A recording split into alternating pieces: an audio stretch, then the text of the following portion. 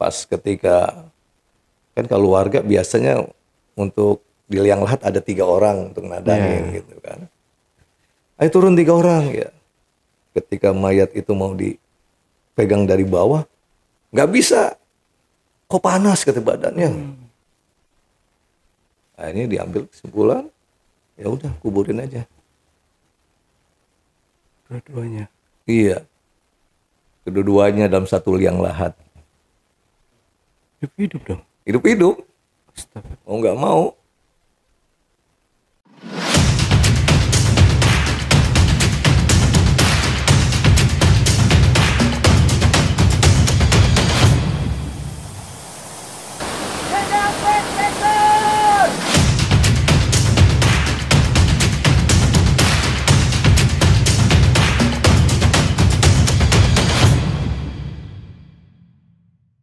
Assalamualaikum warahmatullahi wabarakatuh. Ketemu lagi dengan saya Ale Jejak Backpacker.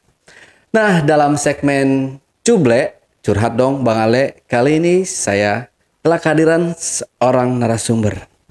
Yang pastinya kita akan berkolaborasi, cerita dan tanya jawab. Langsung aja kita berkenalan dengan narasumbernya. Assalamualaikum. Waalaikumsalam warahmatullahi Pak Fadli ya. Iya. Ya, Pak Fadli, terima kasih nih sudah hadir di studio Jejak Backpacker. Nah, di sini kan saya menyebutnya Pak Fadli ini adalah seorang yang mungkin mengerti dengan agama lah gitu, Pak Fadli ya. Insya Allah. Ya gitu ya. Nah, kalau dibanding saya kan jauh ya. Saya juga masih dalam tahap belajar juga gitu ya, Pak kita Fadli. juga tahap belajar. Nah, di sini apa ya Pak Fadli, banyak banget narasumber yang hadir di studio saya. Jadi kalau di channel sebelah kan ada problematiknya mereka itu adalah cerita horor ya, gitu. pengalaman horor. Nah, kalau untuk di yang kita bawakan ini atau di Ale Jejak Backpacker ini juga banyak banget problematik orang-orang di di lingkungan kita ya mempunyai masalah atau yang lain-lainnya gitu, terlalu banyak. Nah, beberapa bulan atau beberapa minggu lalu ya, beberapa bulan ya, sebulanan lah ada kayaknya. Di situ kan ada narasumber kita itu adalah seorang anak durhaka. Ya, anak durhaka, dia mengakui kalau dia itu durhaka dan dia udah bertobat lah gitu, Pak Fadli ya.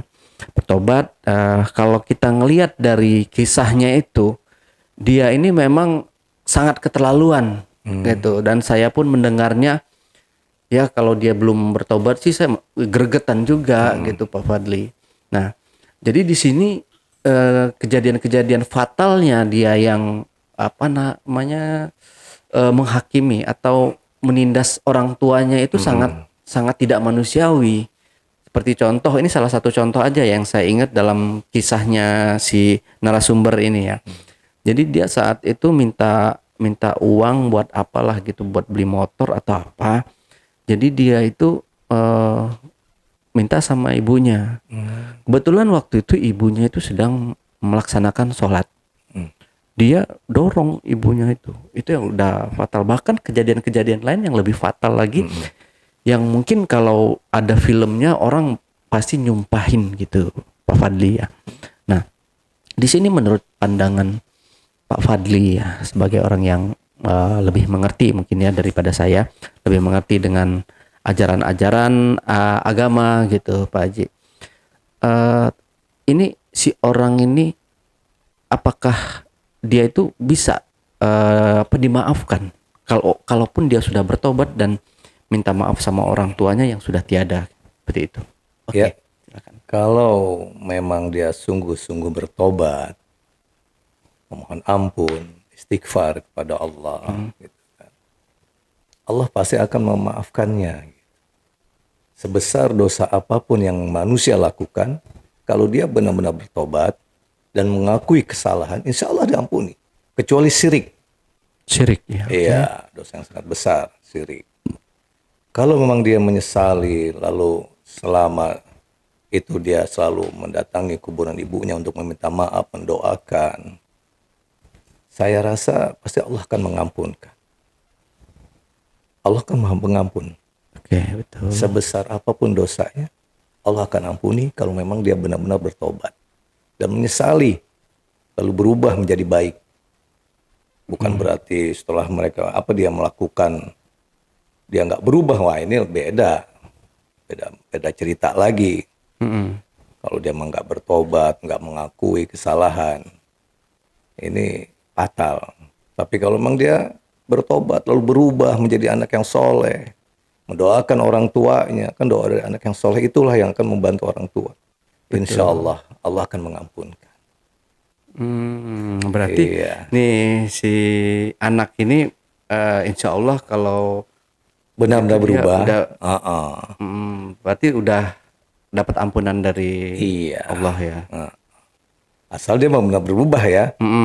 Tapi kalau setengah-setengah misalkan beda. dia tidak menjalankan perintahnya gitu. Terus dia masih mungkin dia nggak durhaka lagi karena orang tuanya udah tiada kan. Tapi setelah ketiadaan orang tuanya itu entah dia main perempuan atau main judi gitu. Itu dosa yang lain tuh. Dosa yang lain. Dosa lain. Iya. Iya, iya. Berarti memang harus murni dari anaknya sendiri, dari hati. Iya, betul. Dia memang ingin bertobat, ingin berubah, dan dia akan melakukan lagi seperti itu. Apalagi ibunya udah nggak ada gitu kan. Ya. Nah, maka ya mau nggak mau dia harus memang benar-benar menjalankan perintah Allah dengan benar gitu. Kalau memang dia ingin bertobat. Ya. Gitu. Ya mudah-mudahan ya si narasumber, saya nggak menyebutkan nama ya. Mudah-mudahan abang selalu diberikan jalan untuk selalu bertobat ya. Benar. Pak Fadli. Ya. Nah, kan banyak cerita ya. Seorang pelacur saja ketika dia ingin bertobat, belum sempat untuk bertobat tapi sudah niat untuk bertobat. Itu kan ada ceritanya. Oke. Ada ceritanya ketika seorang pelacur ingin bertobat, dia keluar dari rumah bordirnya, istilah kalau sekarang, itu kan. Di perjalanan, ternyata Allah menentukan lain. Dia meninggal. Dan malaikat ini bingung gitu. Oke. Ini udah bilang bertobat belum nih wanita ini? Kata malaikat yang satu, oh udah bertobat. Kata yang satu, belum. Karena belum sampai, dia belum berbuat yang kebaikan. Akhirnya malaikat itu mengadu sama Allah.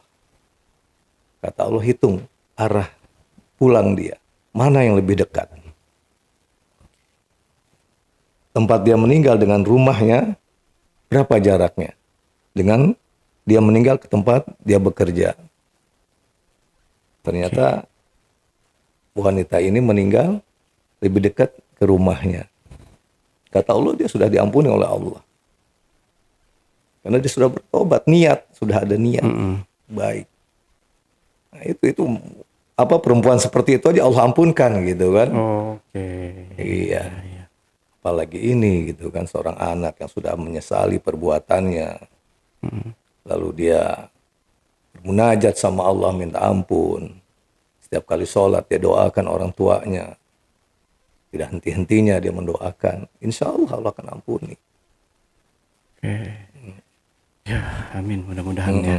Iya. Nah, untuk Pak Fadli sendiri pernah nggak sih Pak, kalau Pak Fadli itu menyaksikan sendiri gitu di hadapan Pak Fadli, anak yang ya dia semena-mena sama orang tuanya, ngelawan orang tuanya, membantah atau segala macam, ngelawan, intinya kan itu udah bisa disebut sebagai anak durhaka gitu. Nah, ini Pak Fadli pernah mengalami atau melihat langsung gitu? Saya pernah tahun 93. Ketika itu saya masih kuliah. Saya punya teman, ya teman akrab lah. Setiap kali saya selalu nginep di rumahnya gitu kan, karena belum nikah begitu kan. Kalau ini kita nginep di rumah dia, dia pun nginep di rumah saya. Nah, teman saya ini memang backgroundnya ini, samping dia sebagai mahasiswa, dia suka ceramah gitu. Oke. Dan dia ini jebolan pondok pesantren di Sukabumi yang terkenal. Nah, di sini ada cerita yang menarik. Oke. Ketika dia minta antar untuk ke daerah Jawa Barat, yuk antar saya. Kemana? Saya mau ceramah di pondok pesantren saya. Karena saya sebagai alumni, katanya, saya disuruh ceramah di sana. Oh iya, yuk. Akhirnya kami berangkat. Setelah kuliah, kira-kira jam kuliah itu kan saya sore gitu ya. Nah, kebetulan dosen nggak ada jam terakhir nih. Udah akhirnya kita ke sana, ke pesantren, ke tempat kamu, ayo. Nah, ini kita berangkat ke sana, ke pondok pesantrennya. Sampai sana Isya.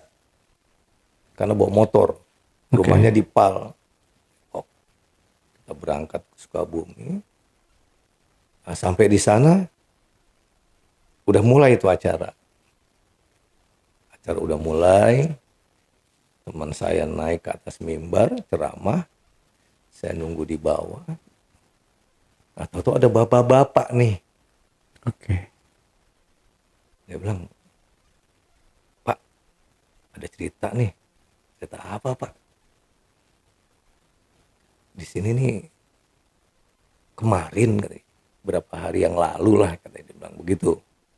Berapa hari yang lalu, di daerah tempat saya ini ada seorang anak yang dikubur hidup-hidup bersama ibunya. Oke. Loh kok bisa? Saya bilang. Iya. Nah, dan saya menyaksikan langsung katanya. Bahkan dia sempat bapak ini ngantar. Jadi tahu ceritanya gitu kan. Nah, ini dia cerita panjang dia tuh. Ceritanya yang gimana, Pak? Gini ceritanya, dia bilang. Ini ada anak SMP. SMP kelas 3. SMP kelas 3, dia minta dibelikan motor. Kata ibunya, nak, ibu nggak punya uang. Uang dari mana ibu? Untuk membelikan kamu motor. Nah, si anak ini maksa. Pokoknya harus beli motor. Kalau enggak, pokoknya nanti saya mau tetap minta. Hari pertama dia merengek. Kan belum klimak marahnya tuh. Hari kedua nagih lagi. Kata ibunya, nanti nak kalau ibu punya uang baru ibu beliin. Sekarang ini belum punya. Pokoknya harus ada. Kalau nggak ada pokoknya saya ngabur. Pergi. Nah di hari ketiga itulah tuh katanya. Si anak ini klimak. Dia marah sama ibunya. Kata ibunya, ibu uang dari mana? Sedangkan untuk makan sehari-hari aja nggak. Belum ada dia. Apalagi buat beli motor, dia bilang gitu. Pokoknya hari ini harus ada. Ibu nggak punya uang. Sampai si ibu tuh begitu gitu kan, kata si bapak. Akhirnya apa? Dia tendang tuh ibunya. Jatuh. Nah, jatuhnya itu di meja kaca. Oke.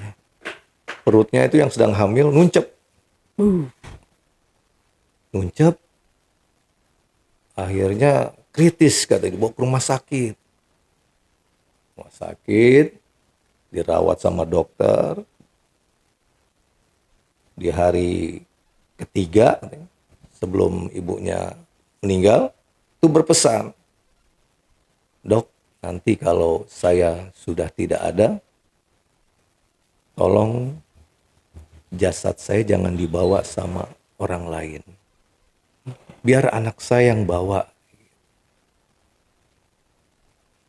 Oh gitu, iya. Setelah mengucapkan seperti itu, plus hilang. Pas di hari ketiga itu. Nah, nangis dia tuh si anak, ya kan, ngeliat ibunya sudah meninggal. Nangis, menjerit-jerit. Kan percuma kalau udah seperti itu. Nggak ada artinya gitu kan. Apalagi kalau ibunya sudah meninggal. Gitu. Maka mungkin disinilah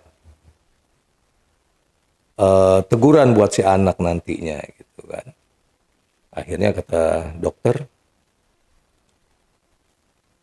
eh, ibunya pesan, tolong dirawat dulu nih, kata diselesaikan. Nanti tolong bawa mayat ini, boleh bawa pulang gitu kan. Kalau sudah selesai diurus, mayat ini bisa dibawa pulang. Oh, iya. Nah, pesan si ibunya ini lupa dokter. Oke.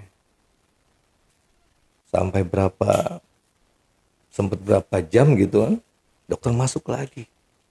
Loh, kok mayat ini belum dibawa?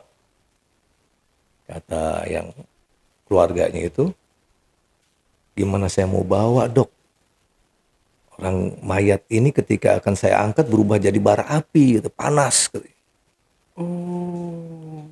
Nah, di situ tuh. Oh begitu, iya. Jadi makanya belum saya bawa. Baru ingat tuh dokternya. Istighfar tuh dokternya. Astagfirullahaladzim, saya lupa ngasih tahu. Ngasih tahu apa, dok?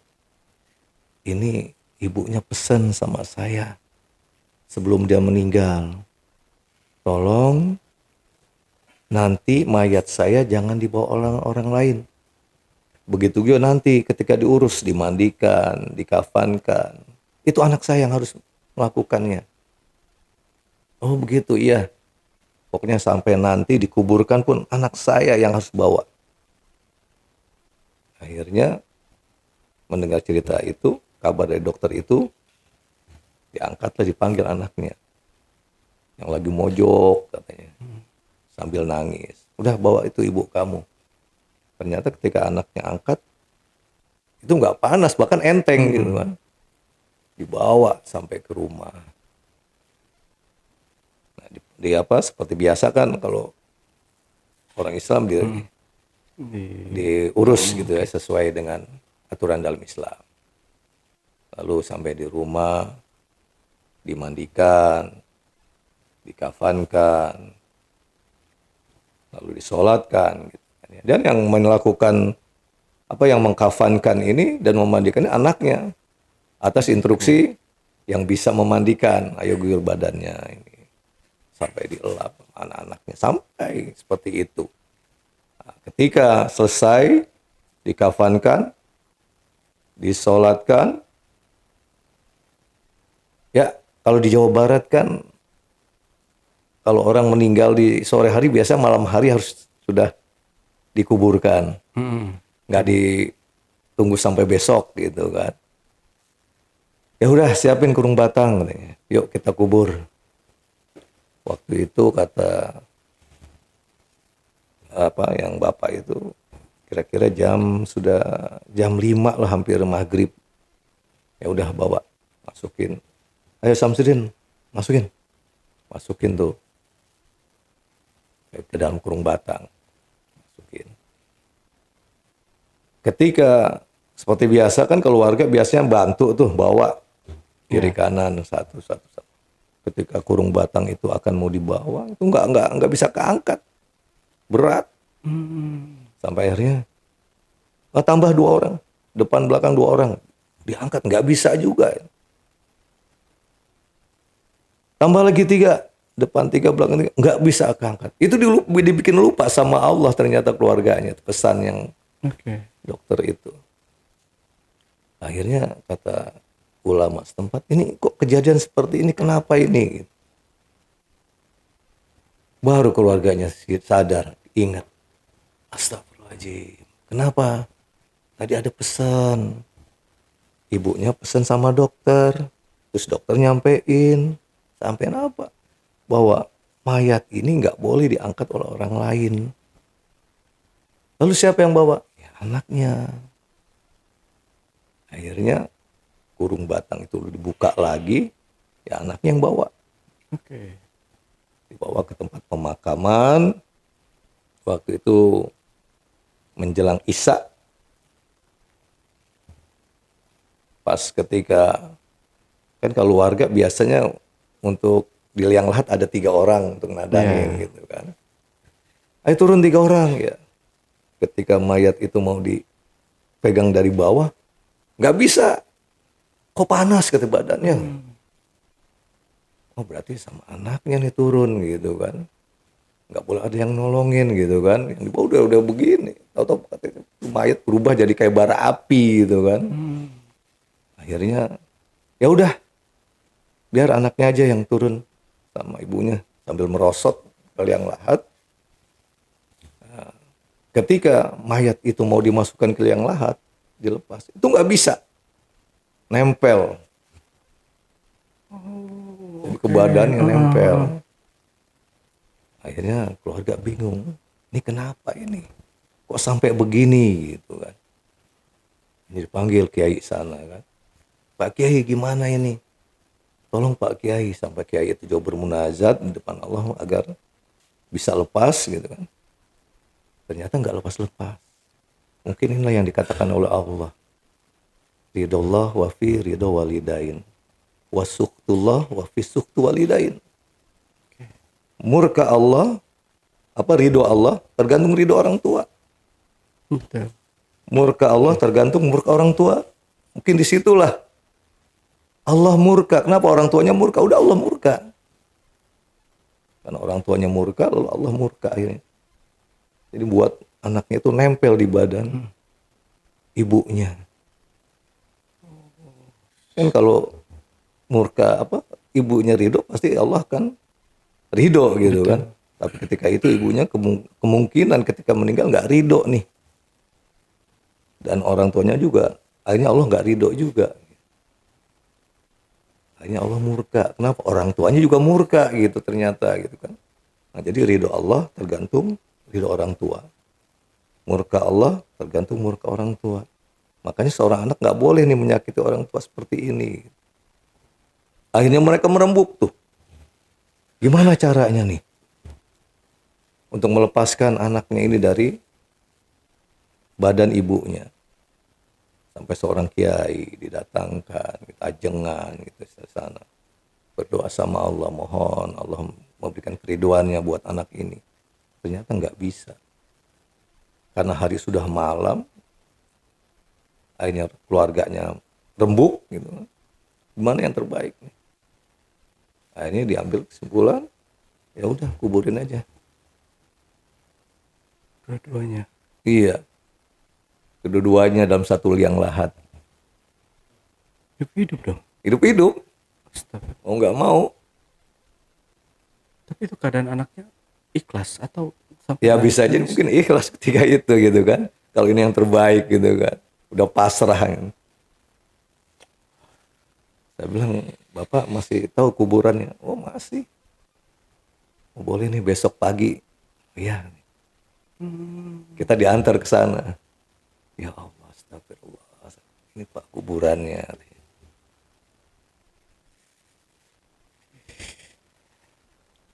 Jadi di sinilah ada pesan moral sebenarnya. Ternyata kisah kedurhakaan seorang anak bukan saja terjadi pada zaman dulu, tapi zaman sekarang pun demikian. Siksa Allah pun tidak saja terjadi pada zaman dulu, sekarang pun akan terjadi. Seperti Alqomah ya kan. Bagaimana Alqomah ketika ingin meninggal, pada ruhnya sudah di tenggorokan. Kata Rasulullah, ibunya mana nih orang tuanya? Sahabat cari itu, ketemu. Dia nggak ngakuin ibunya tuh. Itu bukan anak saya. Sampai kan ibunya Alqomah begitu. Kata Rasulullah, udah balik lagi. Bu, ini anak dalam keadaan sakratul maut, kesian. Tolong maafkan. Apa kata ibu Alqomah? Saya nggak ikhlas, saya nggak ridho air susu saya diminum anak saya. Saya nggak mau memaafkan. Akhirnya balik tuh sahabat nemuin Nabi lagi. Kata Rasulullah bilang sama ibunya, Alqomah kalau memang nggak diampuni, nggak dimaafkan, akan dibakar. Akhirnya kembali lagi. Sahabat, Bu, kalau ibu memang nggak memaafkan, maka anak ibu akan dibakar. Kaget. Si ibu kaget, akhirnya memaafkan. Ya saya ikhlaskan. Akhirnya Alqomah bisa membuskan nafas terakhir. Itulah kan kalau saya katakan tadi, ridullah wa fi ridho walidain. Wa suktullah wa fi sukti walidain. Kalau orang tua ridho, Allah akan ridho. Gitu. Kalau orang tua nggak ridho, Allah tidak akan ridho. Kalau orang tua murka, Allah akan murka. Nah, kan kalau cerita Alqamah kan orang tuanya akhirnya ridho kan, ikhlas. Ya dia anak saya maafin. Akhirnya Alqamah dengan mudah mengembuskan nafas terakhir. Nah, jadi ini kisah ini akan terulang dan seharusnya bisa diambil pelajaran buat anak-anak sekarang kan begitu. Iya, benar. Ya kan? Zaman sekarang bahkan lebih parah ya Nah, dari itu. zaman-zaman Iya. dulu ya. Sekarang mungkin udah perubahan zaman. Betul. Ya, Pak Fadli.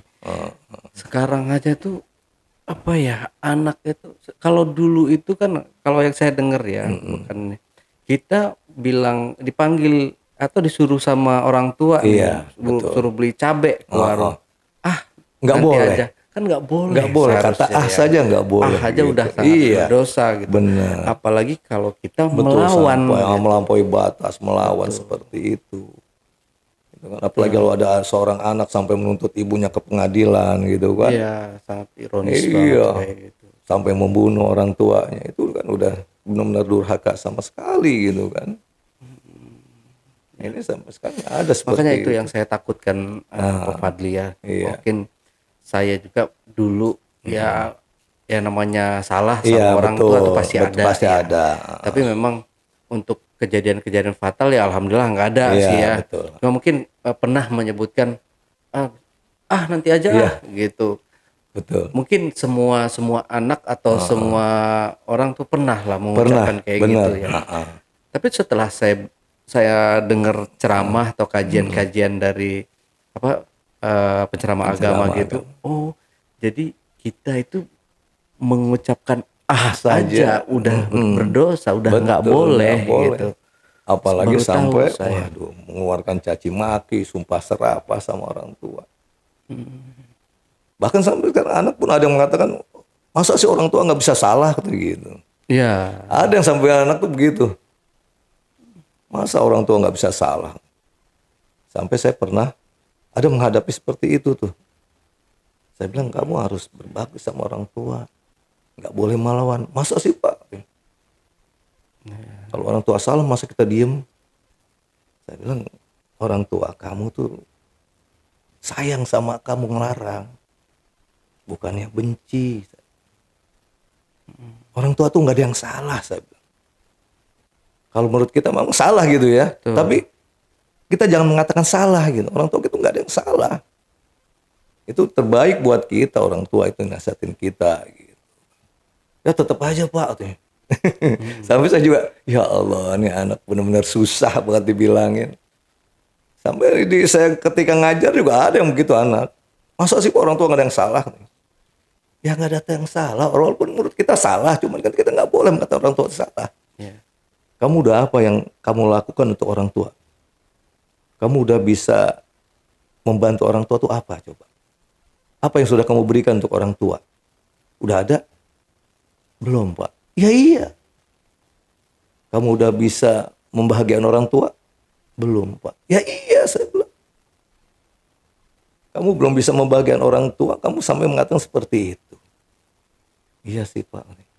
Alhamdulillah kayaknya mulai ini gitu kan.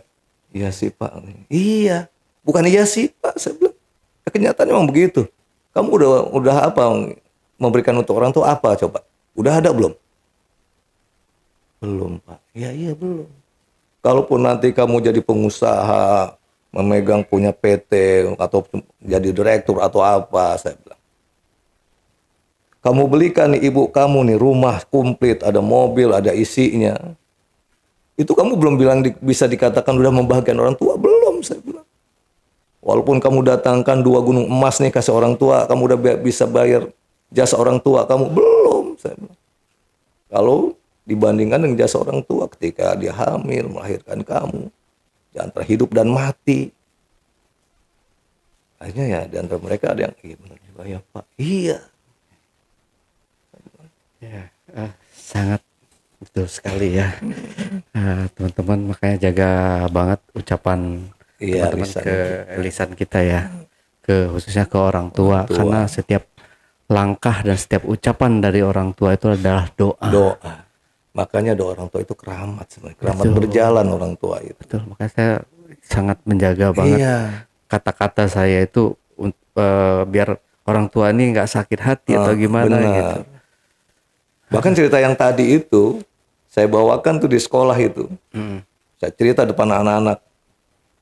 Kemudian kan saya dulu bekas ikut teater gitu kan. Saya cerita dengan nada yang sedih.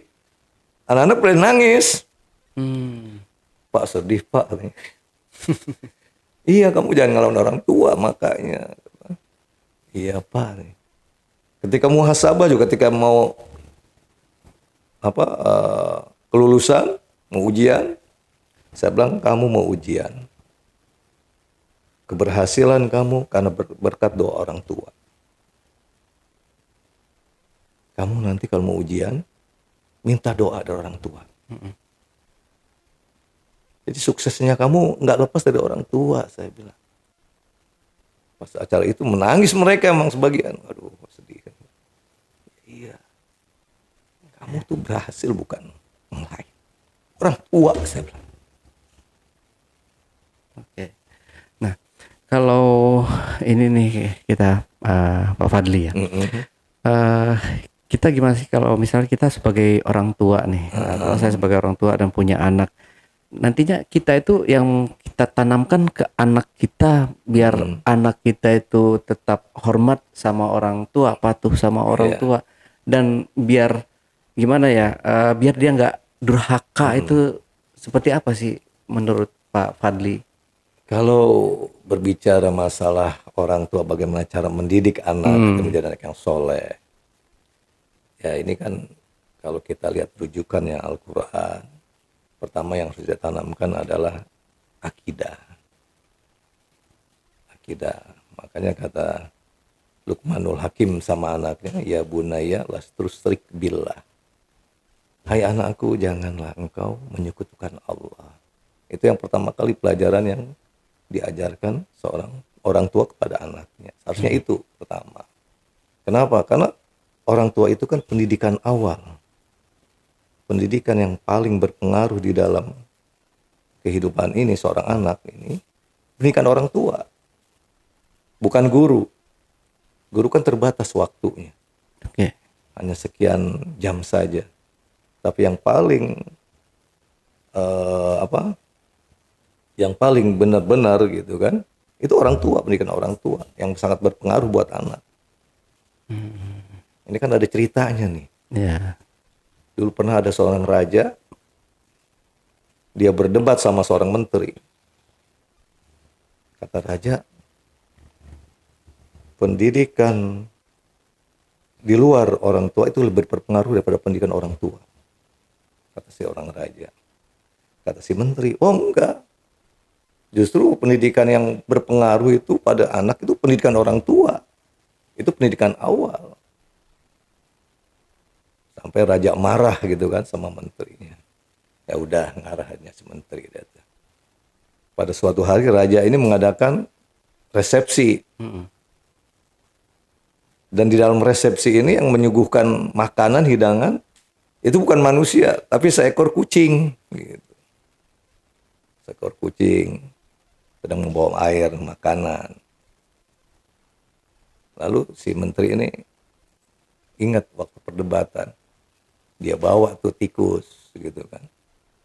Ketika asiknya kucing itu lagi ngasih makanan, melayani tamu, dilempar tuh tikus di depan kucing. Ternyata apa yang dilakukan kucing? Ngejar tikus. Makanan itu dilempar. Sampai si menteri, si raja marah tuh. Kenapa kamu melakukan ini? Kata si menteri, ini jawaban diskusi kita Tuhan.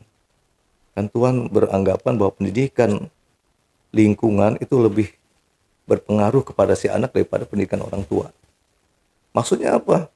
Kucing, seekor kucing itu dididik oleh orang tuanya untuk menangkap tikus. Itu berbekas tuh. Makanya ketika tikus itu saya lempar, maka si kucing ini refleks membuang makanan itu dan mengejar tikus. Artinya apa? Pendidikan orang tua tuh sangat berpengaruh pada anak. Makanya orang tua di sini kalau dia ingin anaknya menjadi anak yang soleh dan soleha, pertama berikan contoh pada orang anaknya. Jangan cuma bisa nyuruh doang. Ya. Nah, sholat sana, ternyata ibunya lagi nonton TV asik. Nah, sholat sana, sementara ibunya lagi main HP. Kan sekarang seperti itu. Iya. Akhirnya kata anaknya, lah mama aja masih main HP. Mama aja bisa nonton TV. Ya kan? Orang tua bisa ngasih tahu nih, cuman kan nggak bisa memberikan contoh. Makanya kalau saya bilang sama anak-anak itu, kamu kenapa anak main gaplek? Orang tua saya main gaplek Pak di rumah. Oh gitu, iya. Kamu kok bisa sih main gaplek? Orang tua saya Pak, saya lihat saat malam main gaplek katanya. Banting kartu, saya bisa. Pendidikan orang tua kan berpengaruh tuh. Iya, betul. Iya. Nah, jadi yang pertama tuh tanaman akidah sebenarnya. Baru nanti yang kedua hakimis sholat, dirikan sholat. Jadi ajarkan anak ketika usia 7 tahun bagi perempuan udah diajarkan tuh sholat. Yuk nak kita sholat. Yuk nak kita berjamaah. Kalau yang laki-laki ajak ke masjid. Sebenarnya seperti itu seharusnya gitu ya. Tapi kan kalau masjid sekarang orang suka ada yang marah tuh. Ya, Bawa anak ke masjid. Betul. Gitu. Nah, itu juga yang mau saya tanyakan ke Pak Fadli ya. Iya. Sekarang ini apa ya Pak ya? Saya ngelihatnya juga agak sedikit miris sih. Ada bergejolak nih di hati saya gitu. Iya. Dimana sekarang anak-anak yang penerus masa depan bangsa dan agama ini mereka ke masjid. Niat mereka kan ingin Baik, sholat kan, penuh nih masjid sama anak-anak. Betul. Tetapi kenyataannya kan mereka itu hanya ya namanya anak-anak Iya, dia betul, bercanda, kadang-kadang berisik. benar. Nah, ini tapi orang tuanya ini kadang-kadang nggak terima nih, Iya. yang orang-orang tua yang di saf paling benar. depan gitu kan. Berisik katanya diusir-usirin anak-anak ini. Padahal kalau saya sih kurang setuju ya kayak gitu Pak Fadli ya. Iya. Malah saya lebih menganjurkan istilah masjid bagi anak-anak nih. Jangan sampai nanti ke depannya masjid itu sepi, nggak ada. Iya. Gitu. Betul. Jadi menurut saya ya mereka bagus gitu. Bagus. Tapi menurut Pak Fadli sendiri itu adalah tindakan yang benar atau enggak nih? Sebenarnya seorang orang tua itu membawa anaknya ke masjid kan untuk pendidikan awal, agama, sholat. Betul. Maka disinilah orang tuanya harus berperan juga ngasih tahu sama anaknya. Nah, kamu nanti kalau lagi sholat jangan bercanda ya. Kamu diam baik sini. Kalaupun nanti ketika kita sholat dia bercanda, ya wajar lah sama anak, ya kan. Biarin aja gitu kan. Jangan sampai kita memarahi gitu kan. Jangan sampai kita teriak, kalau nggak mau sholat di rumah pulang. Nah, ini kan ada yang begitu tuh. Ada teriak, ya kan. Sampai saya kalau ini suka ngomong, aduh ini polisi masjid gitu kan. Sama anak-anak kok begini banget gitu kan. Kalau mau kasih tahu baik-baik itu caranya. Nah, kalau mau sholat ya, jangan berisik. Mungkin kan cara baik seperti itu gitu kan. Kalaupun dia bercanda ya wajar lah anak-anak. Kita kan juga dulu pernah begitu. Ya kan. Yang penting kan dia nggak lari-lari ke depan orang sholat makmum gitu kan, apalagi imam gitu kan. Selama di belakang berisik, udah biarin aja deh. Pendidikan awal nanti kan kalau dia udah cinta masjid, kesana juga enak gitu kan. Iya. Kalau udah awal cinta masjid, tapi kalau dia yang awal dilarang untuk ke masjid, gue nggak mau main ke masjid dah. Masih kecil. Apa namanya mereka? Menurut saya gini Pak Ustadz, Pak Fadli ya, Pak Ustadz Fadli. Jadi kenapa enggak nih mereka itu disuruh buat jadi khotib atau kalau misalkan ada yang ilmu agamanya lebih pintar lagi, ya apa salahnya? Boleh nggak sih kalau mereka itu menjadi imam? Sebenarnya boleh, gitu kan. Cuma kita harus cari dulu nih, Oke. siapa di antara mereka yang usianya lebih tua. Tua tapi bacaannya oke. Oke, Gitu betul. kan. Kalau yang tua nggak ada, boleh cari yang muda kalau bacaannya bagus gitu. Hmm. Jadi jangan udah yang tua aja deh. Padahal ada yang lebih bagus nih yang muda nih bacaannya. Ternyata yang tua bacanya juga belum fasih gitu kan. Oke, betul. Kan lebih baik pilih yang muda tapi fasih gitu daripada yang tua nggak fasih bacaannya gitu. Karena ya memang begitu tadi di tengah masyarakat tuh udah anak kecil biar orang tua aja yang jadi imam. Kan seperti itu. Iya, makanya Iya. seperti kita lihat kan kalau di masjid-masjid itu kan jarang banget nih Jarang, anak muda. bener, anak Iya, muda. bukan jarang ya. Kalau Emang saya kayaknya hampir nggak ada ya. Rata-rata yang dijadikan imam Benar. itu adalah orang yang udah berumur. Gitu. berumur. Tapi alhamdulillah sih beberapa masjid sudah mulai ada yang menggunakan anak muda sebagai imam. Iya. Iya. Seharusnya ya kalau menurut saya sih enaknya ya kayak gitu ya. Jadi ramaikan Betul. masjid itu dengan anak-anak muda. Jadi nggak ada orang tua, anak muda Anak pun muda bisa maju ke depan. Iya, Iya. gitu. Jadi kan dia umpamanya ada acara keagamaan. Jadi kan dia panitia keagamaan. Iya, dan untuk mengelola sekarang ini kan masjid. saya lihat wah orang tua, ini orang tuanya apa nggak mau ngalah apa gimana sih sama anak muda gitu. Kan lebih bagus lagi anak muda Nah, gitu yang maju ke disuruh depan. maju ke depan. Karena mereka penerus. Iya, dituntut keberaniannya buat menjadi seorang imam, muazin segala macamnya di masjid kan banyak gitu. Pernah di masjid saya tuh ada tetangga saya kan hafiz Quran. Memang masih muda. Dia murid saya, ngaji saya. Sekarang udah pesantren, hafiz Quran. Pernah jadi imam katanya. Akhirnya diprotes sama bapak-bapak. Dia ngadu sama saya. Ustaz, saya nggak boleh jadi imam lagi. Kenapa emang?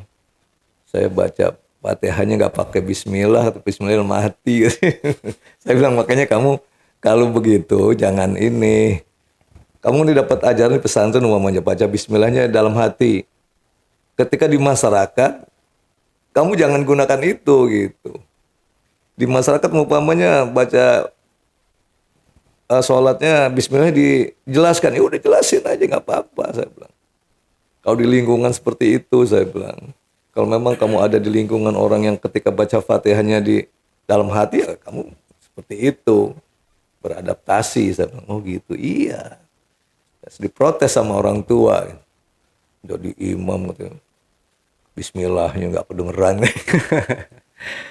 Iya, oke. Nah, Pak Fadli ya, ya biarkan kalau pesan saya sih ya, buat orang-orang yang udah udah banyak makan asam garam ilmu agamanya, kasih kesempatan yang muda buat maju ke depan. Gitu. Kalau ada, kalau emang nggak ada ya baru gitu kan Pak Fadli ya. Nah, oke, kita lanjut Pak Fadli ya. Nah, di sini kan khususnya di AJB ini, Ali Jejak Backpacker kan banyak banget narasumber-narasumber yang kita hadirkan nih dari berbagai kalangan, bahkan yang lebih lebih ininya mencoloknya lagi boleh dibilang itu disebut wanita pekerja malam lah Pak Yato, kata kasarnya orang bilang itu maaf pelacur gitu ya. Nah, di sini kan pernah saya tanya gitu, menjalankan sholat juga gitu, sholat tetap, puasa, pokoknya dia menjalankan anak agama tetap, tapi karena keadaan yang menjadikan dia itu sebagai seorang pelacur, karena dia menafkahi seorang anak gitu kan, ada anak yang entah itu mungkin anak hasil persetubuhan dia dengan orang lain atau yang dari suaminya gitu Pak ya. Nah di sini apakah hukumnya bagi pelacur yang dia menafkahi anaknya dengan hasil menjual diri? Ya kalau kita mujur nggak boleh sebenarnya. Yang didapat dari hasil melacur kan itu akan menjadi haram untuk dimakan. Oke. Apalagi sampai dimakan sama anaknya gitu kan. Itu akan mengalir darah makanan yang haram di dalamnya. Kalaupun dia bilang, ini saya demi anak, nggak bisa kalau kita mengatakan itu demi anak. Nggak ada emang kerjaan lain selain itu. Dan seharusnya gitu, kita sebagai orang muslim, katakanlah yang mampu, kalau mau membantu, bantu. Gitu. Buat orang-orang seperti ini nih, sebenarnya ladang dakwah kita sebenarnya. Oke. Ya kan? Bantu mereka nih, gimana supaya nggak kerja itu lagi. Tapi kenyataannya masyarakat tidak gitu kan. Mereka dibiarkan bekerja itu. Memang kita miris sekali lihat seperti itu. Gitu. Apalagi kalau dia bilang, ini demi anak. Saya masih sholat kok, masih puasa kok. Ya kita nggak bisa mengatakan seperti itu. Saya masih sholat, masih puasa. Sedangkan kita kan belum keluar dari kubangan itu. Gitu. Itu berpengaruh itu sama makanan yang dimakan sama anaknya. Tetap haram, nggak boleh hasilkan debat seperti itu. Memang nggak ada kerjaan lain kan gitu selain menjual diri. Oke. Berarti hukumnya masih tetap dosa. Masih tetap dosa. Nah, sama aja fasik gitu. Beribadah mau, berbuat maksiat mau. STMJ. Sholat terus jalan, maksiat jalan terus. Sama aja fasik, kita sudah berbuat fasik sama Allah. Oke. Kalau bisa memang harus ditinggalkan pekerjaan itu gitu. Nah, tapi bedanya kalau sama pekerja malam yang lain nih, Pak Fadli ya. Kebetulan ya kita ngelihatnya juga emang saya pernah bilang gini. Dia adalah teman saya, dia kerja malam menjadi seorang manajer ya. Manajer di sebuah klub malam. Oh, klub malam. Nah, di mana di klub malam itu ya dia kan ya berbagai macam ya. Dia entah minum juga, diminum bareng-bareng sama teman-temannya atau sama tamu, disuguhin minuman, dia minum. Dan pernah waktu dulu, ini waktu zaman saya masih muda ya Pak Fadli ya. Jadi dia sempat telepon, lo kok nggak kesini, ini bulan puasa. Itu waktu itu bulan puasa. Enggak, gue ya bulan-bulan puasa gue harus ke sono katanya. Terus pas ketemu udah lewat lebaran, udah lama nih ketemu lah sama dia di tempat itu. Lu kenapa kemarin nggak ini sini bulan puasa waktu mau tutup gitu kan? Ya gue bulan puasa yang nggak mau lah ke situ, gue insaf tobat gitu. Tapi dia bilang gue tetap katanya gue puasa juga katanya gitu. Jadi loh emang boleh? Cuma Allah yang tahu katanya gitu. Memang Allah yang tahu. Tapi kita tahu bahwa perbuatan kita itu udah melanggar sebenarnya kan gitu. Orang yang bekerja di suatu tempat, suatu yang dikatakanlah berkecimpung suatu yang dosa gitu kan. Itu kan sama aja mendukung gitu. Dan dosanya sama gitu. Kita ngasih bantuan sama teman umpamanya buat beli minuman keras. Itu sama aja kita minum, dosanya sama sama yang minum. Saya kan cuma ngasih bantuan uang buat nambahin beli minuman, sama saja dosanya. Nggak beda, sama saja dia kan memberikan kemudahan tuh. Untuk minum, untuk berbuat dosa. Sama aja dia bawa temen nih, tuh gue punya kamar, udah pakai deh, suruh berdua. Sama aja kita harus berbuat sama, dosa itu sama seperti itu. Kenapa? Karena kita mendukung perbuatan yang jelas-jelas dilarang agama, apalagi Allah yang melarang. Cuman banyak orang yang mengelit gitu, pinternya gitu kan. Yang penting gue sholat. Iya. Iya kan? Betul. Yang penting gue sholat. Iya emang kamu sholat. Tapi kalau tobat itu hanya sekali seumur hidup atau gimana nih Pak Fadli? Yang saya mau ini juga ya. Saya sebelum paham nih. Banyak orang melakukan perbuatan-perbuatan yang tidak diridhoi Allah, terus dia bertobat setelah melakukannya itu. Terus beberapa hari lagi dia melakukan lagi. Nah itulah fasik. tobat lagi gitu. Sama aja Apakah mempermainkan Allah itu. Oh. Iya, sama aja mempermainkan Allah dia. Inilah yang termasuk orang fasik. Kalau dia bilang hilaf? Hilaf enggak setiap hari. Udah tahu itu hilaf mulu. Oke. Wah, saya hilaf. Saya hilaf sih enggak setiap hari. Kan kata Rasulullah, janganlah kamu jatuh dalam satu lubang yang sama. Seharusnya bisa diambilkan pelajaran gitu kan. Ini udah jatuh di situ lagi. Masih ngomong hilaf. Gitu. Jadi berarti yang diterima tobatnya itu hanya sekali aja. Iya. Ketika itu dia terjatuh dalam perbuatan fasik. Dikatakan orang fasik kalau seperti itu. Tobatnya tobat sambal. Ya kan? Ketika Diulangi makan lagi. bakso pedas, aduh tobat, aduh kapok. Besok makan bakso lagi, sambalnya lebih banyak lagi. Sama saja begitu, mempermainkan Allah nggak boleh. Nah, nanti biasanya dalam Islam tuh ada istilah istijrat tuh. Kenapa orang berbuat salah itu, berbuat dosa atau penjahat itu banyak umurnya panjang? Bisa jadi Allah ngasih istijrat, perpanjangan waktu. Oke. Ini orang dikasih waktu umurnya, ya kan? Panjang umur tapi nggak tobat nih. Nanti pada akhirnya Allah akan cabut nyawanya. Dikasih panjang waktu. Kalau orang yang ketika diuji oleh Allah, lalu dia ingat kepada Allah, tobat, lalu dia melakukan kebaikan, berarti kan dia hijrah. Ketika diuji sama Allah, pertama doang ingat gitu, Allah, saya diuji sama Allah nih. Katakanlah kita seperti ada cerita di daerah tertentu, itu ada cerita seperti itu. Ada di wilayah, saya nggak sebutin namanya gitu kan. Itu warganya melihat tulisan Allah, katanya di atas. Maka hari itu mereka bertobat, nggak melakukan perbuatan maksiat lagi gitu kan. Ternyata setelah itu lupa lagi.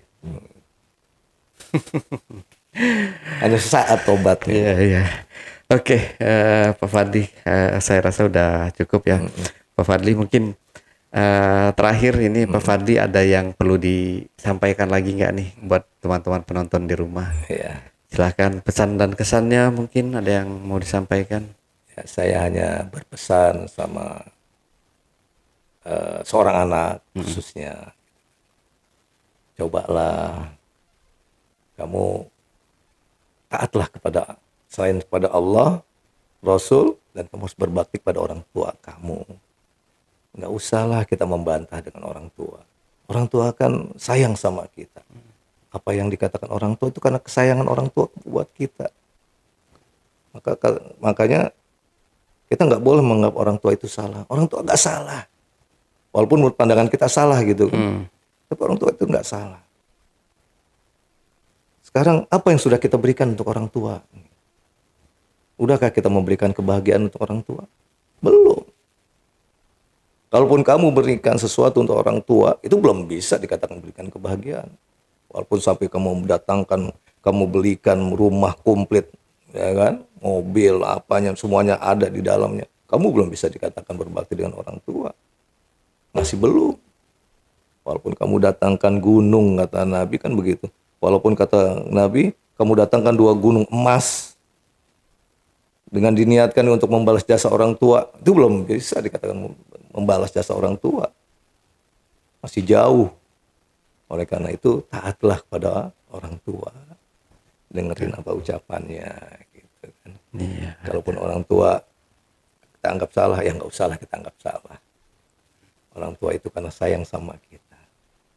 Oke, ya teman-teman tuh dengerin nasihat dari Pak Fadli.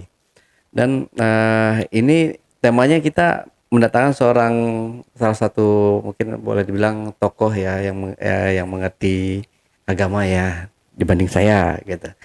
Jadi jangan teman-teman yang ditonton yang ini mulu nih, yang ngobrolan yang Bang Ale ketawa paling seneng ngeliat ketawa Bang Ale, paling seneng obrolannya yang ngomongin yang jorok-jorok lah gitu. Sekali-sekali ini tonton. Nah, Kalau teman-teman ini banyak yang nonton sampai 200.000 penonton, saya bagi-bagi giveaway. Oke, itu aja Jbacker dan teman-teman Ali Jejak Backpacker. Jangan lupa untuk selalu support channel YouTube Ali Jejak Backpacker dan channel YouTube Jejak Backpacker. Buat kalian juga yang mau datang langsung atau bercerita di channel YouTube Ali Jejak Backpacker, silahkan menghubungi admin melalui nomor WhatsApp di 0858 47683. Wassalamualaikum warahmatullahi wabarakatuh. Waalaikumsalam Pak Fadli, terima kasih buat waktunya. Sampai jumpa.